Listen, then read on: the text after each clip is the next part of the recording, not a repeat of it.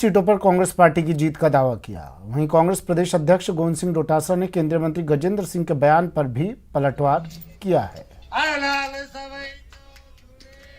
तो तीनों कांग्रेस पार्टी जीतेगी, क्योंकि भारतीय जनता पार्टी ने जिस तरीके का रवैया 7 साल से केंद्र की सरकार ने अपना रखा है और यहाँ पर राजस्थान की भाजपा इकाई टुकड़ों में बटी हुई है, लोकतांत्रिक रूप से चुनी हुई सरकार को गिराने के षड्यंत्र करते हैं। 8 मुख्यमंत्री बने हैं, विपक्ष की कोई बात भूमिका में वो है नहीं। कोई भी ऐसी डिमांड जो पूरे प्रदेश के लोगों की हो, उन्होंने आज तक 2.25 साल में कोई उठाई नहीं है। आज भी कल गजेंद्र सिंह जी का ये बयान कि राजेंद्र जी राठौड़ चाहे तो ये सरकार गिर सकती है, मैं तो इसका मायना समझा नहीं कि वो राजेंद्र जी राठौड़ से साहब से अपने मुख्यमंत्री बनने के दया की भीख मांग रहे थे या उनको धमका रहे थे कि आप नहीं गिरने दे रहे हो वरना तो मैं गिरा देता इसको, क्योंकि उनका फ़ोन जिस तरीके से टैपिंग वायरल हुआ था। और मैं समझता हूँ ये आपस के इनके जो झगड़े हैं इसकी वजह से जनता दुखी है। गंगापुर राजसमंद राजमार्ग पर तेज गर्मी से जहां तापमान पर तेजी आ रही है, वहीं सहाड़ा विधानसभा क्षेत्र से गुजरने वाले इस राजमार्ग पर सियासी तापमान भी चढ़ने लगा है। तपती दोपहर में राजमार्ग के किनारे गन्ने की चरखी पर रुककर लोग जहां अपना गला तरकर सुकून पाते हैं, वहीं सुकून के इन पलों में सियासी बातें भी बतिया लेते हैं। न्यूज़ 18 संवाददाता प्रमोद तिवारी ने की इनसे बातचीत। हम खड़े हैं भीलवाड़ा राजसमंद राजमार्ग पर। ये बुणास गांव है जो सहाड़ा विधानसभा क्षेत्र का गांव है। यहाँ गन्ने के रस की एक चरखी लगी हुई है।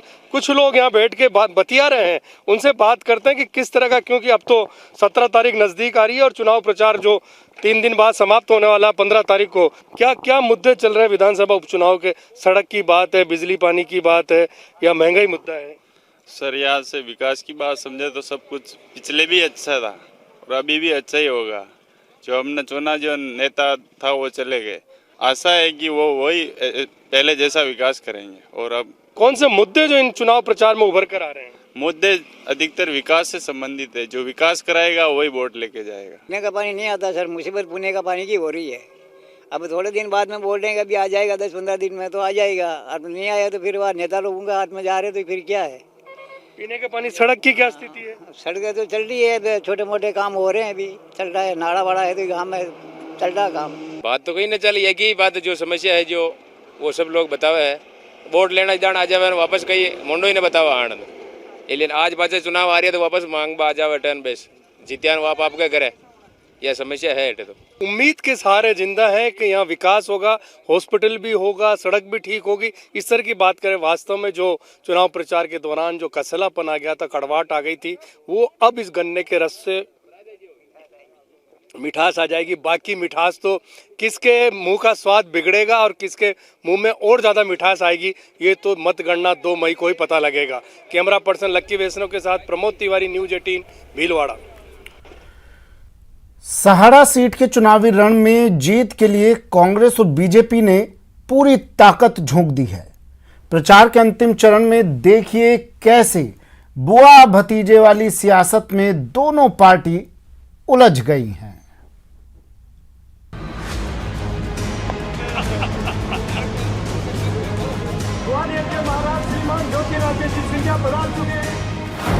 सहाड़ा सीट का सियासी संग्राम, अब बुआ भतीजे वाली सियासत। 10 साल तक मुख्यमंत्री रही है राजस्थान की वसुंधरा राजे जी, बुआ जी है वो। अब बुआ जी को तो बीजेपी ला नहीं पा रही और भतीजे को लेके आई है वहां से, मध्य प्रदेश से। यह कांग्रेस का बीजेपी पर करारा वार है। पूर्व सीएम वसुंधरा राजे चुनाव प्रचार से दूर हैं, लेकिन उनके भतीजे और बीजेपी के राज्यसभा सांसद ज्योतिरादित्य सिंधिया ने गंगापुर में चुनावी सभा की तो चिकित्सा मंत्री रघु शर्मा ने तंज कसते हुए कहा कि वसुंधरा राजे को बीजेपी मना नहीं पाई तो मध्य प्रदेश से भतीजे को ले आए हैं। 10 साल तक मुख्यमंत्री रही है राजस्थान की वसुंधरा राजे जी, बुआ जी है वो।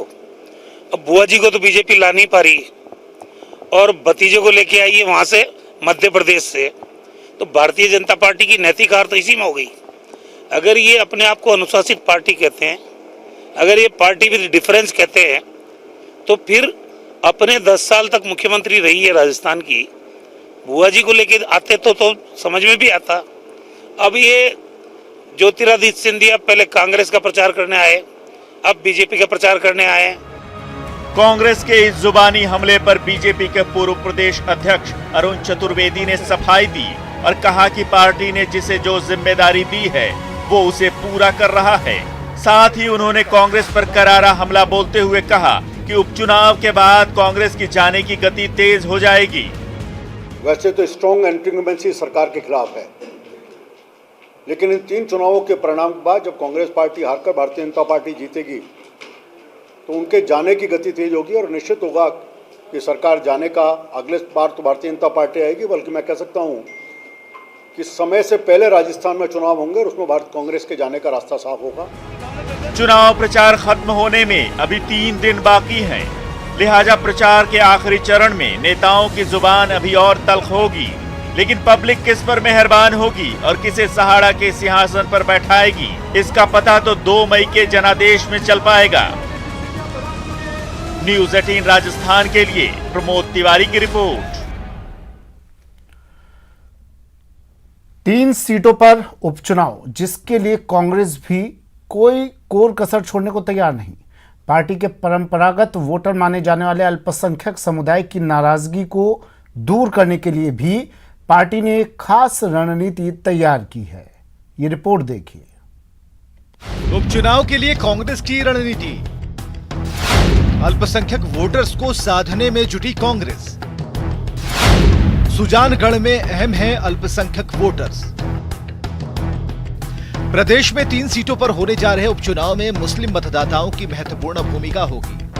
कांग्रेस के परंपरागत वोट बैंक माने जाने वाले इस वर्ग को साधने के लिए इस बार कांग्रेस को खासी मशक्कत करनी पड़ रही है। पार्टी के मुस्लिम नेता की बड़ी फौज इस वर्ग को साधने में जी जान से जुटी है। दरअसल सुजानगढ़, सहाड़ा और राजसमंद तीनों ही सीटों पर मुस्लिम मतदाता अच्छी खासी संख्या में हैं।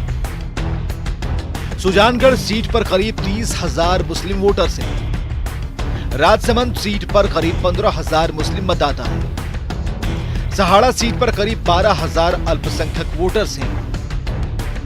कैबिनेट मंत्री सालेह मोहम्मद, पूर्व मंत्री नसीम अख्तर इंसाफ ने कमान संभाली है। वक्फ बोर्ड चेयरमैन खानू खान बुधवाली, पूर्व मंत्री मकबूल मंडेलिया, पूर्व सांसद अशोक अली टांग भी क्षेत्र में हैं। पार्टी के अल्पसंख्यक विभाग ने भी तीनों क्षेत्रों में ऑब्जर्वर लगाए हैं। हर सीट पर 4-4 नेताओं को जिम्मेदारी दी गई। इस बार कांग्रेस के परंपरागत वोट बैंक कई मसलों को लेकर पार्टी से मायूस है। प्रदेश में मंत्रिमंडल में केवल एक ही मुस्लिम मंत्री है। इसके अलावा 10 से ज्यादा अल्पसंख्यकों से जुड़ी संस्थाओं में राजनीतिक नियुक्तियां नहीं होने से नाराजगी है। मदरसा, पैरा टीचर्स और उर्दू शिक्षकों के पद समाप्त किए जाने से मुस्लिम मतदाता नाराज हैं। तो 6 नगर निगमों में एक भी अल्पसंख्यक महापौर नहीं होने से ये तबका मायूस है। यही वजह है कि पार्टी नेता इस वर्ग की नाराजगी दूर करने की मशक्कत में जुट गए हैं।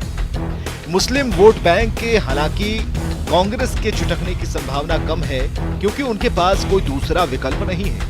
हालांकि राष्ट्रीय लोकतांत्रिक पार्टी अल्पसंख्यक वर्ग को रिझाने की कोशिश में जुटी हुई है। दरअसल भले ही तीनों सीटों पर मुस्लिम वोटर्स की संख्या बहुत ज्यादा ना हो, लेकिन निर्णायक भूमिका जरूर निभा सकते हैं। दिनेश शर्मा, न्यूज़ 18, जयपुर। बीजेपी के नेता प्रतिपक्ष गुलाब चंद कटारिया अक्सर अपने विवादित बयानों के जरिए सुर्खियों में रहते हैं। एक बार फिर से उन्होंने विवादित बयान दिया है। राजसमंद उपचुनाव में महाराणा प्रताप को लेकर गुलाब चंद कटारिया विवादित बयान देकर फंस गए। हालांकि सोशल मीडिया पर विवाद बढ़ता देख उन्होंने अपने बयान पर खेद जताते हुए माफी भी मांग ली है। आपने हमारे पूर्वजों ने 1000 वर्षों तक लड़े यार, 1000 वर्षों तक। ये महाराणा प्रताप अभी गया ना, क्या उसको पागल कुत्ते ने काटा था जो अपनी राजधानी और अपना घर छोड़ करके एक पहाड़ी के टुंगर पर रोता फिरा? किसके लिए गया था रे?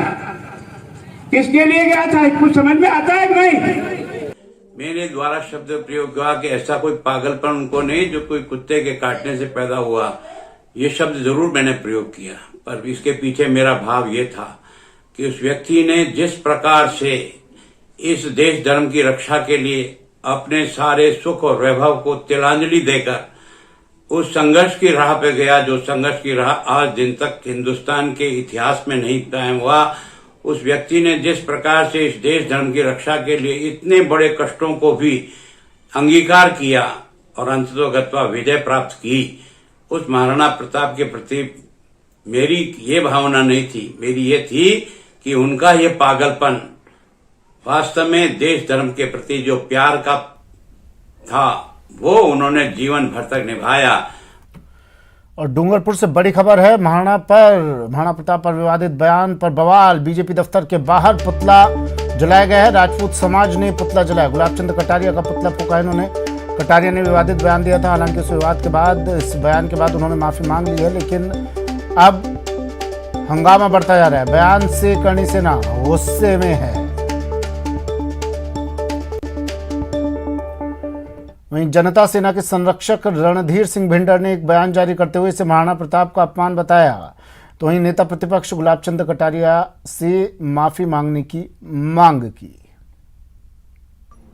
राजस्थान के नेता प्रतिपक्ष और भारतीय जनता पार्टी के वरिष्ठ नेता गुलाबचंद जी कटारिया ने आज राजसमंद में जो भाषण दिया वे बहुत ही निंदनीय है और उसको सहन करने की हमारे में क्षमता नहीं है। राणा प्रताप के लिए जिस तरह के शब्दों का इन्होंने इस्तेमाल किया इन्होंने, वो उनको शर्म आनी चाहिए कि राणा प्रताप जैसे व्यक्ति जो कि पूरे विश्व में मेवाड़ के राणा और स्वतंत्रता सेनानी के नाम से जिनका नाम मशहूर है, उनके लिए रोता फिरना और ऐसी बातें करना बहुत ही निंदनीय है।